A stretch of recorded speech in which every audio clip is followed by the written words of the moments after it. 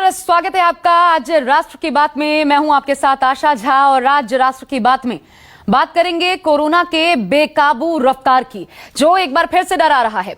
दरअसल देश में कोरोना की नई लहर ने फिर से दस्तक दे दी है।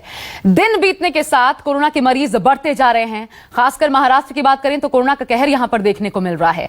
24 घंटे में देश भर में करीब 89,000 नए केस सामने आए हैं, जबकि 713 लोगों की मौत हुई है। इस साल की बात कर लें तो एक दिन में मौत और संक्रमण का यह सबसे बड़ा आंकड़ा है।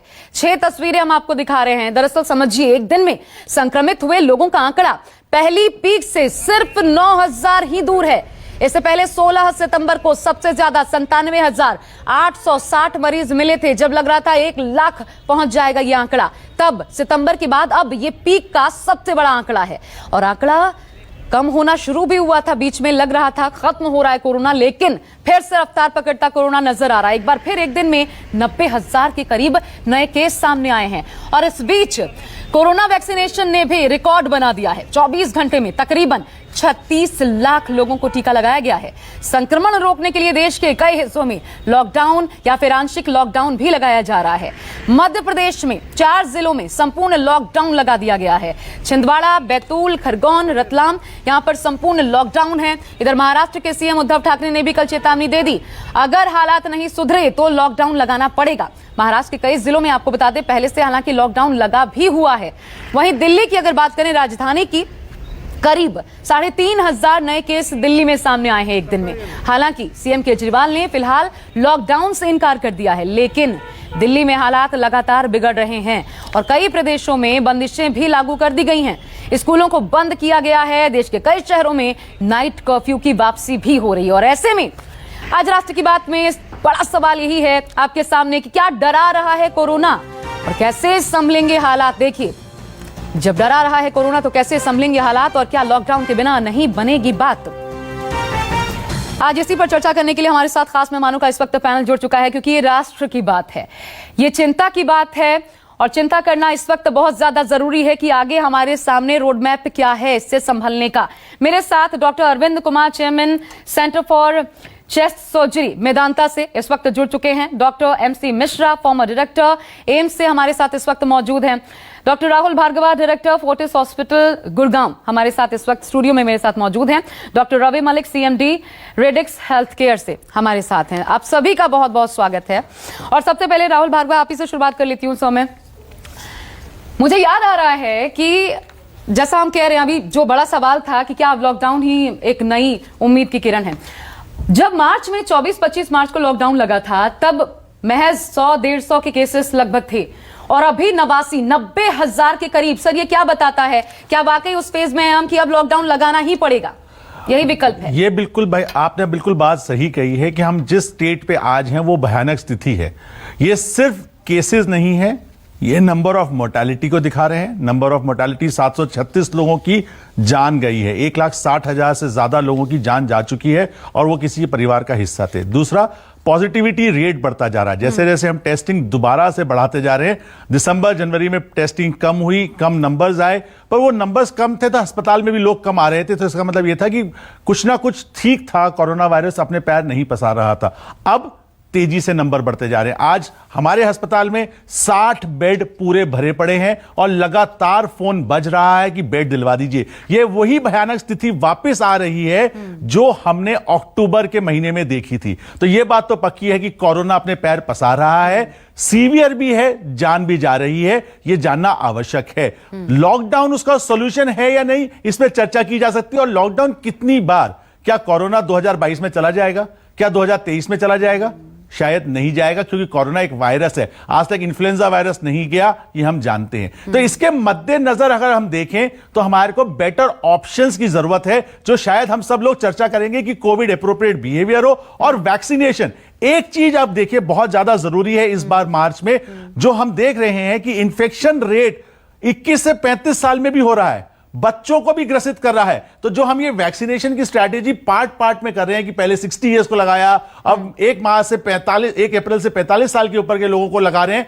हमारा विचार यह है कि आपको वैक्सीनेशन पूरा खोल देना चाहिए। जब तक दो डोजेस 60 से 70 करोड़ लोगों को नहीं लग जाती, तब तक शायद आपको partial lockdown, 3/4 lockdown, full lockdown लगाना पड़ेगा। नाइट कर्फ्यू की कोई जरूरत नहीं है, नाइट लॉकडाउन बिल्कुल बेकार है, कोई फायदा पर्पस वो सॉल्व नहीं करता। तो अगर हम इस मादे से चलते हैं कि हम एक डेफिनेटिव पीरियड में वैक्सीनेशन लगा के लोगों को बचा पाएंगे तो जरूरी है ये लॉकडाउन, अदरवाइज नहीं तो हम ये बार बार लॉकडाउन की साइकिल में ही घूमते रहेंगे। और चौथी सबसे इंपॉर्टेंट चीज है कि अगर आपके पास वैक्सीन नहीं है, बाय चांस 2 वैक्सीन की आपके पास कम अवेलेबिलिटी है, तो Pfizer, Johnson and Johnson, Moderna और बाकी वैक्सीन के लिए दरवाजे खोल देने चाहिए और लोगों को ईज ऑफ वैक्सीनेशन के बारे में बताना चाहिए। जैसे ईज ऑफ डूइंग बिजनेस होता है, ईज ऑफ वैक्सीनेशन भी करना आवश्यक है। ठीक है डॉक्टर अरविंद, क्या ऑप्शन सर आप देख पा रहे हैं? ईज ऑफ वैक्सीनेशन जैसा सर कह रहे हैं, लेकिन क्या हम उस स्थिति में हैं? क्योंकि 1 अरब लोगों को वैक्सीनेट करना अपने आप में एक बड़ी चुनौती है। 36 लाख की बड़ा आंकड़ा, हम जरूर लगातार नए नए आंकड़े छूते जा रहे हैं वैक्सीनेशन को लेकर के, लेकिन ये कितना आसान है सर इतनी बड़ी आबादी को कवर करना? क्योंकि अभी जिस तेजी से चल रहा है ये तो 1 साल लग जाएगा लोगों को वैक्सीनेशन देते देते। जी आशा जी, पहले तो मुझे मैं शो में बुलाने के लिए आपका धन्यवाद।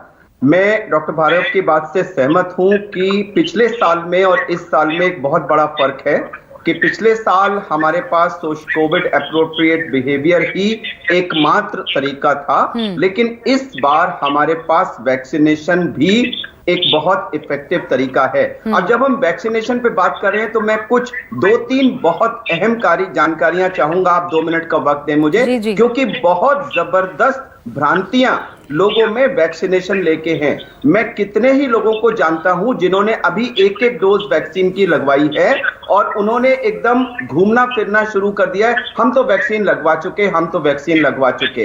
तो कृपया ये बात हर व्यक्ति समझ ले कि जब तक आपको दूसरा शॉट नहीं लगा और दूसरा शॉट लगने के बाद भी कम से कम 2 हफ्ते गुजर नहीं गए हैं, आप सिक्योर नहीं हुए। नंबर 1 बहुत अहम बात। नंबर दूसरी बात कि यह 100% प्रोटेक्शन नहीं है। आपने देखा होगा जो रिजल्ट्स आए थे लैंसेट में छपे थे, 70 to 72% के करीब इसकी एफिकेसी दिखाई गई थी। इसका मतलब 100 लोगों ने वैक्सीन लगवाई और 100 के 100 दूसरी डोज के 2 हफ्ते के बाद अगर एक्सपोज हुए तो 70 को प्रोटेक्शन होगा, 30 को फिर भी हो जाएगा। तो दूसरा मैसेज यह है कि पहले तो वैक्सीन की पूरी डोज लगने तक कोविड एप्रोप्रिएट बिहेवियर करें और दूसरा लगने के बाद भी कोविड एप्रोप्रिएट बिहेवियर जरूरी है। मैं बार बार हर मंच से, स्कूलों में, हर जगह, रेजिडेंट वेलफेयर एसोसिएशन में मैं यही कह रहा हूं कि 2021 में हम नॉर्मल लाइफ जी पाएंगे, इसको हम कृपया अपने दिमाग से निकाल दें। लोगों ने इस समय क्यों सब वायलेट करना शुरू कर दिया है? क्योंकि एक माहौल क्रिएट हो गया था, अजी सब कुछ नॉर्मल हो रहा है, सब कुछ नॉर्मल हो रहा है।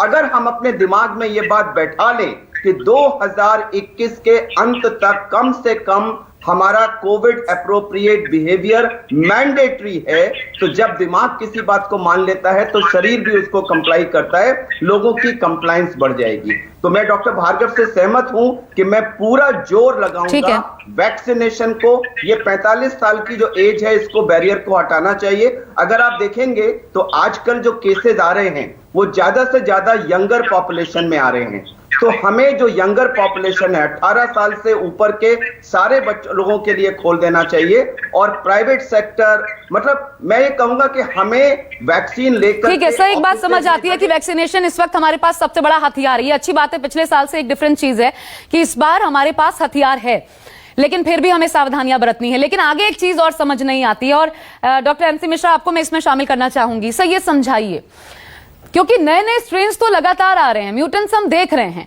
तो जो पहले जिस प्रकार का स्ट्रेन हमने देखा उस पर ये वैक्सीन चलिए मान ली कारगर हो गई कुछ लोगों को छोड़ के, जैसा आपने बताया 72-73% के बाद शायद कुछ लोगों पर कारगर ना हो, लेकिन वो नए म्यूटेंट्स जो है उनका क्या करेंगे? क्या उन पर ये वैक्सीन काम करेगी? और नहीं तो फिर इसका फायदा क्या है? नहीं, फायदा नुकसान की बात नहीं है। सभी लोगों को तो नए म्यूटेशन से इन्फेक्शन नहीं है, तो कम से कम जिन लोगों को पुराने वाले से इन्फेक्शन हो रहा है उसमें तो ये काम कर सकती है।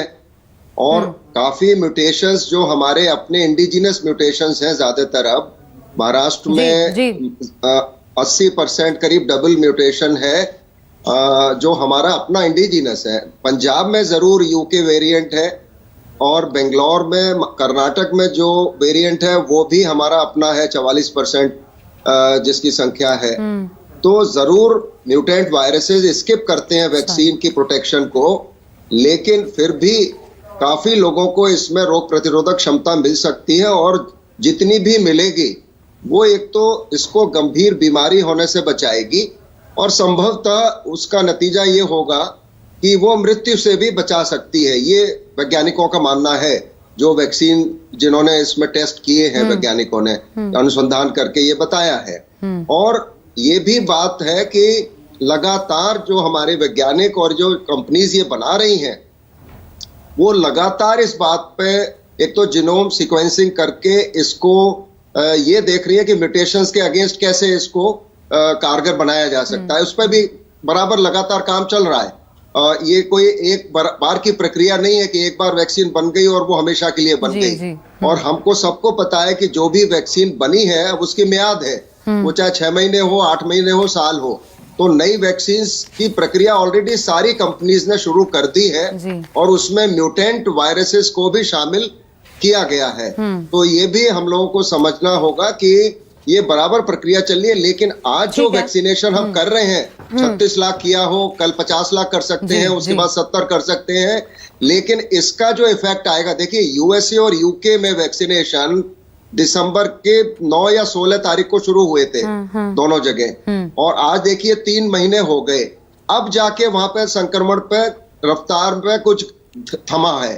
तो हमें भी अब जो ये संक्रमण बढ़ रहा है, ये अभी आने वाले हफ्ते में हमें पता लग जाएगा कि मैं तो फिर क्या सर, थोड़ा सा आपको इंटरप्ट कर रही हूँ आप ही के मार्फत, क्या मैं ये इस वक्त कह सकती हूँ, और मुझे करेक्ट कीजिएगा अगर मैं गलत हूँ, क्योंकि गंभीरता अभी भी लोगों में आई नहीं है। भले ये चौथा दौर हो, दूसरा दौर हो, ये हम जरूर देख रहे हैं, लेकिन 1.64 1,64,000 अगर इस कोरोना वायरस के चलते लोगों की मौत हो जाती है पिछले साल से लेकर के अब तक, तो ये बड़ी बात है। तो क्या ये आश्वस्त हुआ जा सकता है मौतें कम से कम नहीं होंगी कोरोना के चलते, चाहे कितने भी वेरिएंट्स आए?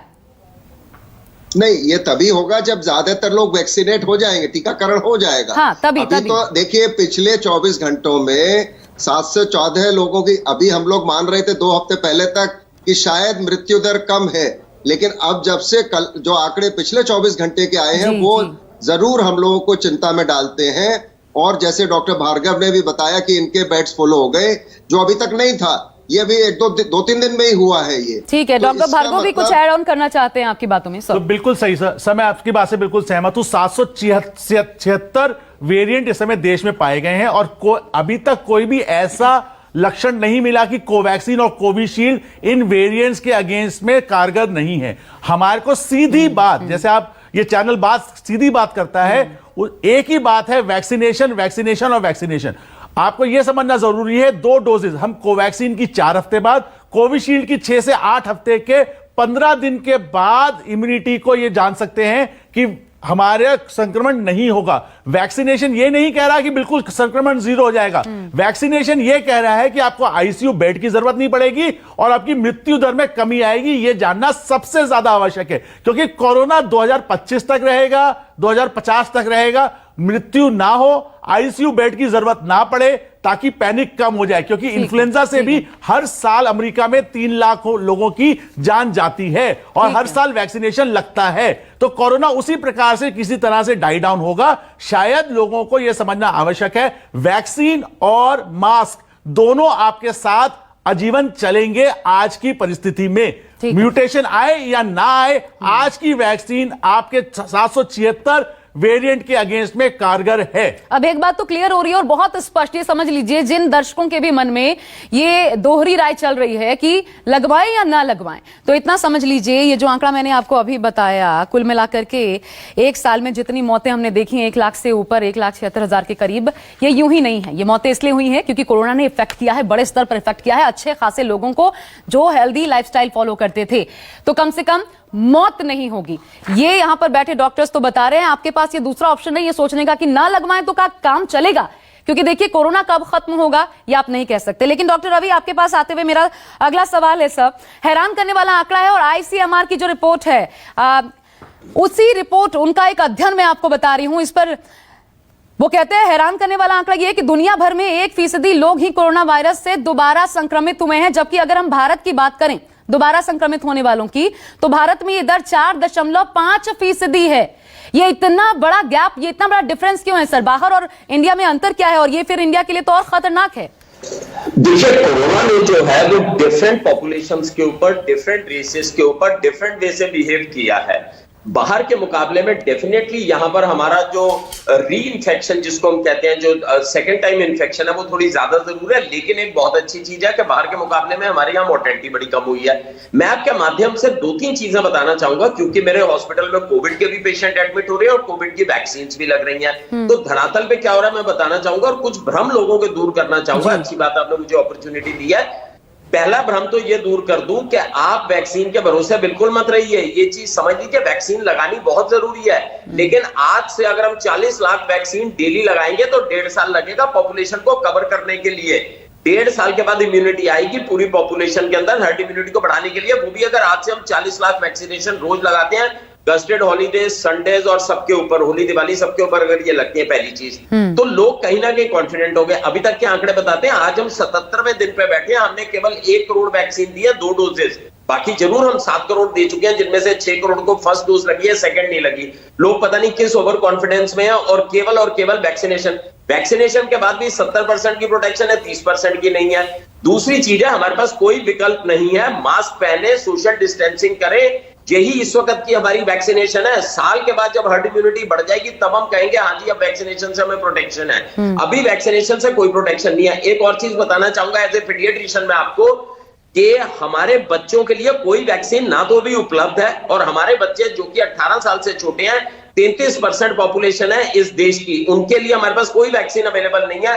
अपने लिए नहीं तो कम से कम अपने बच्चों के लिए हमारे को ये सारी प्रिकॉशंस लेनी बहुत बहुत आवश्यक है। आंकड़े देखिए, अब भी 714 मौतें क्यों हो, ये बड़े दुर्भाग्य की बात है। और ये इसलिए हो रही है, सिर्फ इसलिए हो रही है कि फॉर्चुनेटली ये बीमारी जो है ये ट्रांसमिटेबल है थ्रू रेस्पिरेटरी ट्रैक्ट, और हम इसको रोक सकते हैं। मजाल नहीं है कोरोना आपको टच कर जाए। अगर आप ये प्रिज्यूम करें कि सामने वाले व्यक्ति को कोरोना और आप प्रॉपर प्रिकॉशन लें, मजाल नहीं है आपको कोरोना हो जाए। लेकिन 714 डेथ्स भी अगर अब हो रही हैं, और आंकड़े देखिए, 15 दिन पहले 23,000 के करीब केसेस हो रहे थे और आज 79,000 पे आ गए। अगर इसी स्पीड से बढ़ेंगे तो हमारी देश की पॉपुलेशन और यहाँ का हेल्थ इंफ्रास्ट्रक्चर उतना सक्षम नहीं है। जब इतने साधन संपन्न देशों के अंदर जो है सेकंड वेव आ गई है और इतनी बुरी हालत हुई है, लोगों की इतनी मौत हुई है, तो हम किस कॉन्फिडेंस में घूम रहे हैं? तो मैं ग्राउंड लेवल पे आपको बता रहा हूं, जैसे हमारे यहाँ पे वैक्सीन लग रही हैं, एवरेज वेटिंग पीरियड मेरे अस्पताल में 1.5 घंटे का वैक्सीन लगाने का, क्योंकि हम सोशल डिस्टेंसिंग वगैरह सबका पालन करते हैं, लेकिन लोगों में बहुत अच्छा हजूम है। दूसरी चीज ये है, 45 साल से छोटे व्यक्ति जो अक्सर बाहर जा रहे हैं, और जैसे मिश्रा सर ने भी कहा कि अब छोटे बच्चों के अंदर, डॉक्टर भार्गव ने भी बड़े अच्छे से कहा कि जैसे छोटे लोगों के अंदर ये बीमारी हो रही है, तो 30 से 45 साल वाले जनरली आउटडोर में जाते हैं, उनके बच्चे छोटे छोटे हैं, उनके अक्सर सवाल होते हैं डॉक्टर साहब हमें कब वैक्सीन लगेगी। तो ये सही टाइम आ गया कि सरकार इनको भी वैक्सीन खोल दे और इनको वैक्सीन लगानी शुरू करे। लास्ट बात मैं बताना चाहूंगा, लोग ये कहते हैं अच्छा डॉक्टर साहब ये यूके का स्ट्रेन है, अफ्रीका का स्ट्रेन है। अरे भैया, स्ट्रेन को आप छोड़ दो साइंटिस्ट और डॉक्टर्स के ऊपर। स्ट्रेन चाहे कोई भी है, प्रिकॉशन वही रहेगी, वैक्सीन वही रहेगी जो भी आपकी है। आप बहुत टेक्निकल डिटेल्स में जाने की कोई जरूरत नहीं। ये समझ लीजिए भयानक स्थिति है, गंभीर स्थिति है, चिंताजनक स्थिति है, और आप अपने बच्चों को और अपने आप को प्रोटेक्टेड रखिए। स्ट्रेन चाहे कुछ भी हो, let the strain be there for scientists and doctors to decide what is to be done. You just follow the. कल मैं एक कम्युनिटी फंक्शन में गया, मैं आपको बताऊं एंकर साहिबा, एक भी व्यक्ति ने मास्क नहीं लगा रखा था, एक भी व्यक्ति ने। मैं केवल वहां पे 2 मिनट रह के वापस आ गया, सिर्फ मैं एक व्यक्ति ऑड मैन आउट था जो मास्क लगा के। कोई सही कह रही है, हर जगह यही लापरवाही है कि आज फिर इस दौर में हम पहुंच चुके हैं। आप कुछ एड ऑन भी करना चाह रहे हैं, लेकिन उसके साथ एक सवाल भी है। अगर महाराष्ट्र में, क्योंकि हर जगह तो वही किया लोगों ने, हर आदमी हर जगह पर वही करता है, ना मास्क लगाता है, ना नॉर्मल जो प्रोटोकॉल है उसका पालन करता है, तो फिर ये डिफरेंस क्यों देखने को मिला? क्योंकि अकेले महाराष्ट्र में आधे से ज्यादा केसेस हैं अभी का देखा जाए। देखिए, 2 चीजें और मैं इसमें ऐड करना चाहूंगा डॉक्टर रवि मलिक की बात में। फाइजर की वैक्सीन पीडियाट्रिक एज ग्रुप में 15 साल से 18 साल में 100% कामयाब हुई कोरोना से बचाने के लिए। पहली चीज, ये नई लेटेस्ट रिसर्च जो परसों न्यूयॉर्क टाइम्स के हवाले से आई है। दूसरी चीज, लोगों में ये उदासीनता क्यों आई? क्योंकि आज भी हम पॉलिटिकल लीडरशिप को फॉलो करते हैं ब्लाइंडली, और देश में हम मानते हैं कि जो वो करेंगे वो हमारे रोल मॉडल्स हैं। जिस प्रकार से इलेक्शन इस समय चल रहे हैं, भीड़ का हुजूम लगा हुआ है, वहां देखते हुए आज की तारीख में दिल्ली गुड़गांव में लोग कहते हैं कि बंगाल में कोरोना नहीं है, दिल्ली में कोरोना है। महाराष्ट्र की जब हम बात करते हैं, महाराष्ट्र फाइनेंशियल कैपिटल है, जैसे ही ट्रेन्स खुली और जैसे ही पब्स खुले और जैसे ही आगे चीजें खुलती गई, इकोनॉमिक एक्टिविटी बढ़ती गई, लोग मास्क को दरकिनार करते गए। इस समय जरूरत थी लॉ इंप्लीमेंटेशन की, जो हम शायद कहीं भूल गए, क्योंकि सरकारें भी कहीं ना कहीं ये बात को भूल गई और ये बताने में बिजी हो गई कि हमने कोरोना को हमने हरा दिया है। जनवरी फरवरी में आप देखिए क्या स्लोगन्स होते थे कि कोरोना को हमने हरा दिया, तो लोगों को यह लगने लगा कि कोरोना चला गया। तो जब ऐसे गलत इंफॉर्मेशन मासेस तक पहुंची, फाइनेंशियल सेक्टर था और आपकी ट्रेन्स, क्योंकि हाई डेंसिटी एरिया है, वो खुलने लगे, तो महाराष्ट्र में केसेस बढ़ने लगे। टेस्टिंग भले ही ज्यादा हो रही है, टेस्टिंग ज्यादा हो रही है, कम रिजल्ट आता तो अच्छी बात थी। टेस्टिंग ज्यादा है तो नंबर ज्यादा है, तो इसका ये मतलब नहीं है कि हम बहुत अच्छा काम कर रहे हैं। इसका मतलब आपकी पॉजिटिविटी रेट हाई होता जा रहा है 30,000 सैंपल 40,000 सैंपलों में। तो ये तो बात माननी चलेगी पड़ेगी। और जिस प्रकार से एयर ट्रैफिक खुला, हम ये जानते हैं कि महाराष्ट्र में बहुत सारे लोग बाहर से आते हैं, वही लोग शायद अब कैरियर बन रहे हैं उत्तर प्रदेश और बिहार में जब वो वापस जा रहे हैं। तो ये बात हमारे को समझना जरूरी है कि हमारी रॉन्ग कम्युनिकेशन पॉलिसीज, जिस प्रकार से पॉलिटिकल डिस्पोजिशन इस समय चल रहा है, जरूरत है वापस से अपने आप को कंसोलिडेट करने की और पिछले मार्च में जाने की, जब हम अपने नेताओं को फॉलो करते थे और उनकी बात मानते थे और लॉकडाउन का पालन करते थे। तो हड़बड़ी में समाधान नहीं, एक हड़बड़ी में गड़बड़ी तो हुई है, और वो गड़बड़ी ये हुई है कि दोबारा से कोरोना लौटा है, एक मजबूत दस्तक के साथ लौटा है और फिर डराने वाली तस्वीरें सामने आ रही हैं। लेकिन डॉक्टर अरविंद सर, ये समझाइए, जैसा कि अरविंद केजरीवाल दिल्ली के मुख्यमंत्री, उन्होंने भी मांग की थी कि जो 45 साल अभी एज बैरियर है वो खत्म कर दिया जाए और सबको वैक्सीन जो संभव हो सकता है कम से कम वो किया जाए। लेकिन क्या इसके लिए हम तैयार है? इतनी डोजेस हमारे पास उपलब्ध है क्या इस वक्त? देखिए आशा जी, मैंने अभी कुछ दिन पहले ही ये बात पढ़ी थी कि इस समय जो हमारी कोविशील्ड वाली सीरम इंस्टीट्यूट है, उनके पास करीब 6 से 8 करोड़ की डोजेजेस उनके पास स्टॉक में हैं। उसमें से कुछ पार्ट जो है वो इंटरनेशनल अलायंस के तहत वो they are committed to send it outside also, but फिर भी मेरे ख्याल से एक बहुत बड़ा हिस्सा ऐसा है जो अभी वहां रखा हुआ है। नंबर 1। नंबर 2, मैंने उनके सीईओ का ये भी इंटरव्यू सुना था कि अगर जरूरत पड़े तो हम मार्च अप्रैल तक अपनी कैपेसिटी को 5 से 10 करोड़ पर मंथ तक जैकअप कर सकते हैं। तो मेरे ख्याल से अब ये वक्त आ गया है जहां देश की सारी ताकतें, और मैं तो कहूंगा इसमें अगर आर्मी को भी इन्वॉल्व करना पड़े तो इस समय सारी ताकत झोंक देना चाहिए कि हम जल्दी से जल्दी अपनी 18 से उम्र का आइडियली, और ना हो तो कम से कम 30 से ऊपर की उम्र के सारे व्यक्तियों को वैक्सीनेट करा दें। और हर चैनल पे ये बात जाना चाहिए कि जो लोग एलिजिबल हैं कम से कम वो तो वैक्सीन लगवाएं।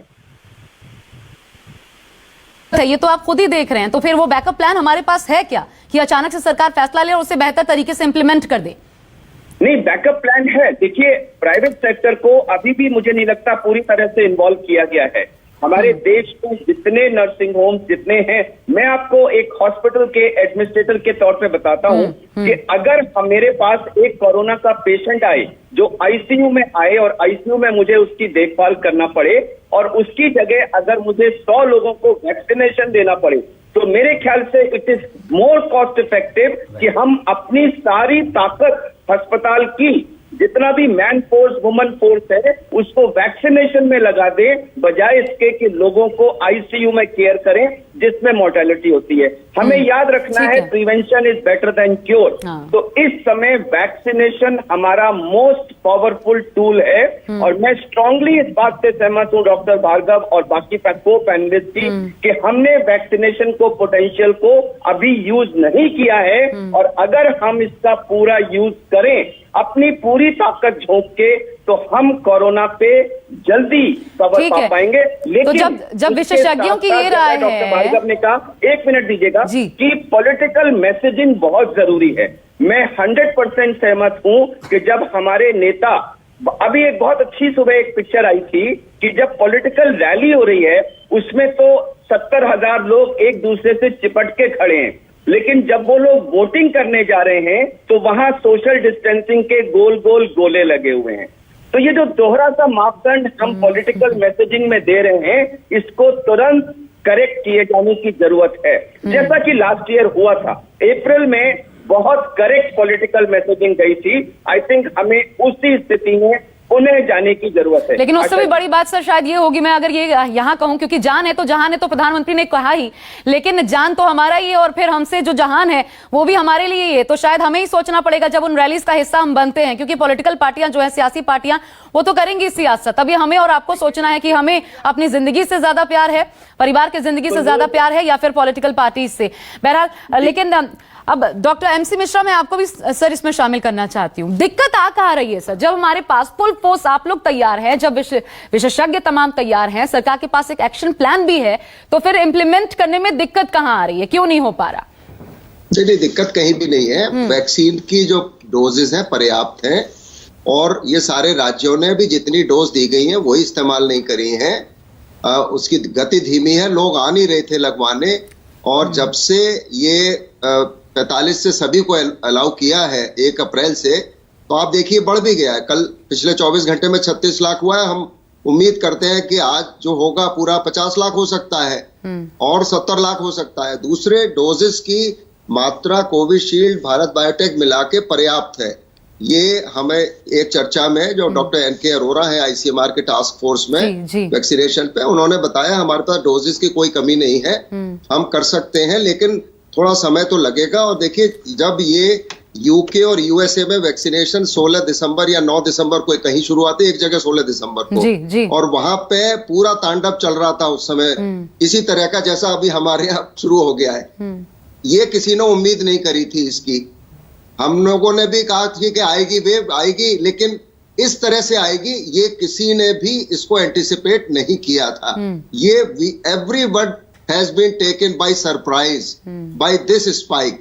अब चूंकि आ गई है तो उसको डील करना है। उसको डील 2 ही तरीके से कर सकते हैं, लोगों के सहयोग से कर सकते हैं। अगर लोग इसमें अपना अनुशासन फॉलो करें और बचाव के उपाय करें, कोविड अप्रोप्रिएट बिहेवियर, व्यवहार अपना ठीक रखें। अब देखिए क्या हो रहा है, जो सभी कैंपसेस की अभी खबर आ रही है, सेंट स्टीफेंस के कैंपस में इतने संक्रमण, IIM अहमदाबाद के कैंपस में इतने संक्रमण, वहां पे इतने, इस स्कूल में इतने, उस स्कूल में इतने, क्यों हुआ? स्कूल कॉलेजेस क्यों बंद किए?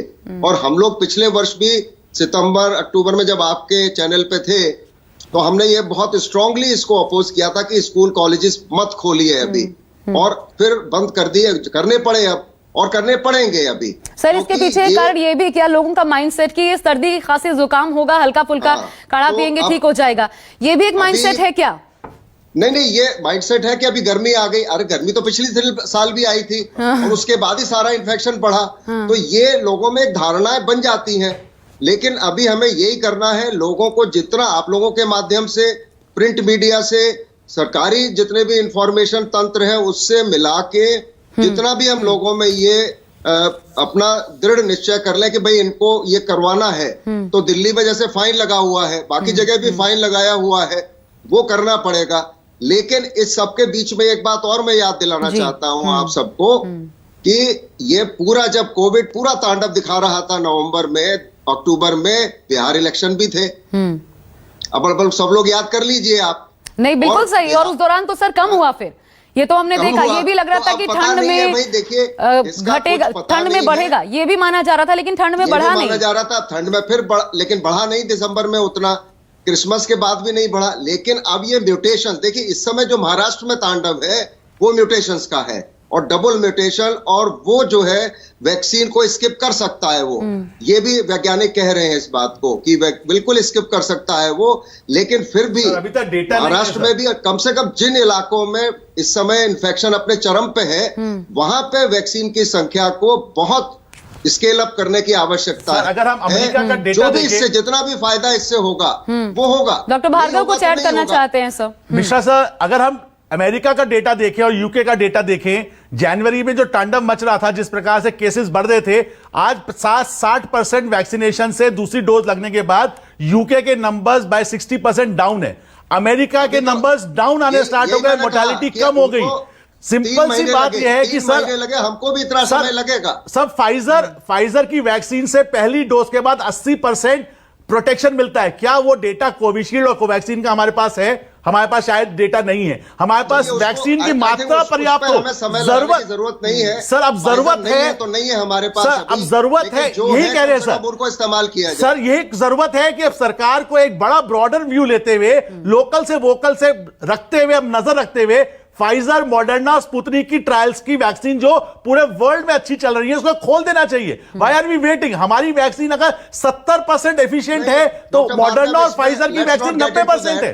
Sir it's a time to take a broader view. पढ़ने की आवश्यकता नहीं है सर। डॉक्टर रवि छोड़ देना चाहिए। आना चाहूंगा it's a broader view sir. ठीक है, डॉक्टर रवि भी कुछ ऐड करना चाहते क्यों रोक के हैं। रखे हुए हैं? वाकई वो जो डेटा है अगर वो आता तो क्या बेहतर नहीं होता कि कितना कारगर हो रहा है? लगभग हो रहे हैं लेकिन प्रोसेस होना और कारगर होना तो हिंदुस्तान का डेटा क्या है? लाना चाहते हैं। फाइजर ने क्या किया है, अर्जेंटीना के साथ क्या किया, आपको पता है? वो देशों से सर जो भी किया सर, आज की तारीख में यूएस की इकोनॉमी खुल रही है, यूएस के डेटा अच्छा दिख रहा है। जो बाइडेन रोज आपको इंटरव्यू दे रहा है कोविड के बारे में। He is taking the task at his helm of the affairs. I think they are doing something right. लेकिन they were not doing the right thing, they are doing something right today। लेकिन दिखना और जमीन पर होना, doctor Bhargava, दोनों चीजों में अंतर होता है। शायद यही बताने की कोशिश डॉक्टर रवि कर रहे हैं। एक प्रॉब्लम, एक चीज मैं बताना चाहूंगा, यूके और यूएसए को हम इससे नहीं कंपेयर कर सकते। उसका मैं आपको डिफरेंस बताता हूं। यूके की पॉपुलेशन केवल 7 करोड़ है। It is 20 times less than us. It is very handy. वहां पे वैक्सीन देनी, लास्ट माइल तक पहुंचना बड़ा इजी है। हमारे पास लोग हैं सर, हमने पोलियो वैक्सीन दी है। डॉक्टर रवि मलिक, एक बात ध्यान रखिएगा, हम जब पोलियो वैक्सीन की बात करते थे तो हम प्राउड फील करते थे कि हम लास्ट माइल तक पोलियो वैक्सीन की बात करते हैं। आज जब कोविड वैक्सीन की बात है तो हम कहते हैं कि हम कंपेयर नहीं कर सकते सर। डॉक्टर तक पहुंचना आवश्यक है सर। हम इस महामारी में ये नहीं कह सकते 1 साल के बाद कि हम ये नहीं कर सकते। We have reason to an occasion sir. ये आर्ग्यूमेंट नहीं है। ठीक है, डॉक्टर रवि को सुन लेते हैं, फिर उसके बाद डॉक्टर अरविंद मैं आपके पास आ रही हूँ सर। डॉक्टर रवि अपनी बात पूरी कीजिए। के अंदर मैं काफी एक्टिवली इन्वॉल्व था। उसमें हमारे पास बहुत बड़ा टाइम था। 138 करोड़ के लोगों को वैक्सीन देना और 7 करोड़ के लोगों को वैक्सीन देने के सर नहीं कंपैरिजन नहीं है सर। पर आपके पास कोविशील्ड और कोवैक्सीन के आपने ड्राई रन किया सर। आपने आंगनबाड़ी वर्कर को यूज किया, आपने पीएससी को यूज किया। नहीं डॉक्टर मलिक, आप ये बात नहीं कह सकते। हम 1 साल में अपना सिस्टम नहीं तैयार कर पाए, ये बात नहीं है। सही तो कह रहे हैं डॉक्टर अरविंद। वैक्सीन रोज लगानी है। 60 करोड़ वैक्सीन लगेगी और दूसरी डोज लगेगी 4 हफ्ते बाद। तब बिल्कुल सही बात है डॉक्टर अरविंद। डॉक्टर भार्गव जो कह रहे हैं, डॉक्टर रवि, डॉक्टर रवि एक मिनट मुझे दीजिए प्लीज। हाँ। देखिए, सबसे बड़ी बात यहाँ पे टाइम फैक्टर है। फैक्टर ये नहीं है लास्ट माइल हम कवर करेंगे कि नहीं करेंगे। मुद्दा यह है लास्ट माइल कब कवर करेंगे। अभी तक हमने 7 करोड़ वैक्सीन दिया जिसमें हमने पूरा जोर लगा दिया सर। क्यों नहीं है सर? उसका रीजन बताता हूं रवि मलिक जी, उसका रीजन बताता हूं मैं। उसका रीजन है ये फेज वाइज मेहनत। अमेरिका में, यूएस में कहीं फेज वाइज मेहनत नहीं है सर। 18 साल से जो आदमी चलता फिरता है उसको वैक्सीन लग रही है। एक सिंपल सा सवाल है, ठीक है, ओपिनियन डिफरेंट हो सकते हैं लेकिन एक सिंपल सा सवाल है डॉक्टर रवि, अगर 6 महीने में एक वैक्सीन, डॉक्टर रवि अगर 6 महीने में एक वैक्सीन, 6-8 महीने में हम एक वैक्सीन तैयार कर लेते हैं जिसको 10 साल लगने चाहिए बाकायदा बनाने के लिए, अगर 6-8 महीने में तैयार कर लेते हैं तो डॉक्टर अरविंद मेरा सवाल आपसे ये, तो फिर सही कह रहे हैं डॉक्टर भार्गव की वो एक डेटा हमारे पास क्यों नहीं आ सकता कि एफिशिएंट कितनी है, कारगर कितनी है, एफिकेसी कितनी है इसकी? मुद्दा जो है वो कारगर से ज्यादा सबसे बड़ा मुद्दा ये है कि टाइम फैक्टर कितना लगेगा। अगर हम मार्स में जा सकते हैं, हम मार्स में जा सकते हैं, पर हम एक दिन में 1 करोड़ लोगों को वैक्सीनेट नहीं कर सकते। डॉक्टर अरविंद को शामिल कर लेती हूँ, उनका भी ओपिनियन जानना जरूरी है। 2 तरफा हो जाएगा। डॉक्टर अरविंद मैं आती हूँ सर। रवि साहब मैं आपके पास आ रही हूँ। क्या मैं को पैनलिस्ट से रिक्वेस्ट कर सकता हूं कि मुझे 2 मिनट अनइंटरप्टेड बोलने दें please, with due respect to everybody. Asha ji, हमारे टीवी चैनल का मेन ध्येय होना चाहिए पब्लिक को बड़ा क्रिस्प क्लियर मैसेज देना। तो मुझे नहीं लगता कि जो साइंटिफिक डिस्कशन हम लोगों के बीच में हो रहा है ये पब्लिक स्पेस में होना चाहिए। ऑलरेडी लोगों के दिमाग में तरह तरह की भ्रांतियां हैं और इस डिस्कशन को करके विद ड्यू रिस्पेक्ट सर, आपने जो कहा मैं वही आपसे कह रही हूँ, ये इसलिए भी बेहतर है क्योंकि आप जानते हैं बहुत सारे भ्रम हैं लोगों के दिमाग में, और अगर ऐसे डिस्कशंस होते हैं तो उस पर क्लैरिटी भी आती है। और शायद इस आशा जी, डिबेट में जिसकी टाइम लिमिट बहुत आशा सीमित है, जी, कहीं और इस सवाल का जवाब भी मिल जाए, ये बेहतर होता है। Let us give clear cut जी, messages to people. Please. Number 1, हमारे देश के अंदर जो कोविशील्ड और कोवैक्सीन वैक्सीन अवेलेबल हैं वो हाईली इफेक्टिव हैं। इस समय जितने लोगों को दिए जाने चाहिए उतनी डोजेजेस अवेलेबल हैं।